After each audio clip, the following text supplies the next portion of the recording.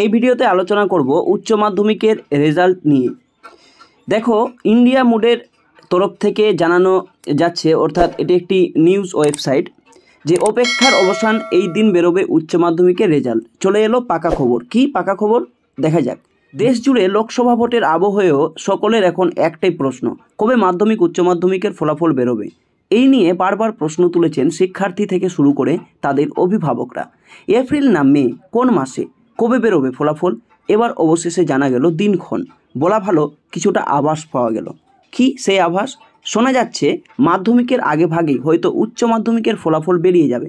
সেক্ষেত্রে মাধ্যমিক রেজাল্ট কবে বেরোবে সে নিয়ে এখনও দড়ি টানাটানি চলছে। অন্যদিকে জানা যাচ্ছে উচ্চ মাধ্যমিকের রেজাল্ট বেরোনো এখন শুধু সময়ের অপেক্ষা। উল্লেখ্য, চলতি বছর থেকে উচ্চ মাধ্যমিক স্তরে শিক্ষা ব্যবস্থার আমূল পরিবর্তন আসতে চলেছে। 2024-25 শিক্ষাবর্ষ থেকেই শুরু হতে চলেছে সেমিস্টার পদ্ধতি। ইতিমধ্যে উচ্চ মাধ্যমিক শিক্ষা সংসদের তরফে জানিয়ে দেওয়া হয়েছে আগামী মে থেকে সেমিস্টারের ক্লাস শুরু হবে।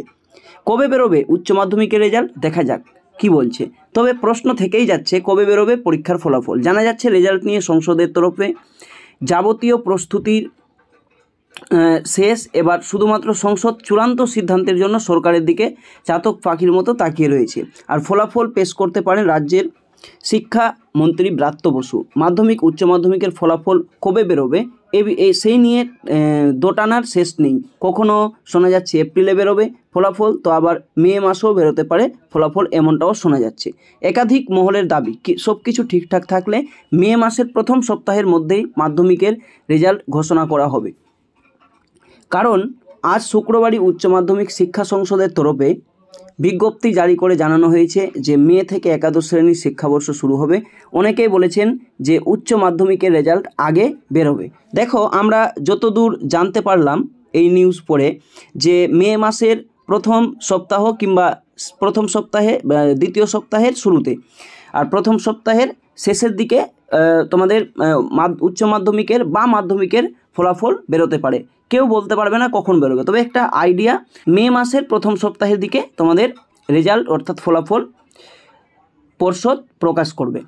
তো আরেকটি কথা, যেহেতু মে মাস থেকেই একাদশ শ্রেণীর নতুন সিলেবাসের পড়া শুরু হচ্ছে বা ভর্তি শুরু হচ্ছে বা স্কুলে তাদের যেতে হবে, তো তোমরাই হবে সেই 11-এর ছাত্রছাত্রী বা একাদশ শ্রেণীর, কারণ তোমরা মাধ্যমিক দিয়েছো এবার, অর্থাৎ রেজাল্টটা আগেই এটাও কিন্তু আমরা আইডিয়া করতে পারছি। অতএব তোমরা ধরে রাখো মে মাসের প্রথম সপ্তাহে তোমাদের রেজাল্ট দিতে পারে। এই ছিল আজকের আপডেট। পরবর্তী আপডেট দেখার জন্য চ্যানেলে নতুন হলে সাবস্ক্রাইব করে নোটিফিকেশন বেল আইকনটি অন রাখো সবার আগে আপডেট পাওয়ার জন্য।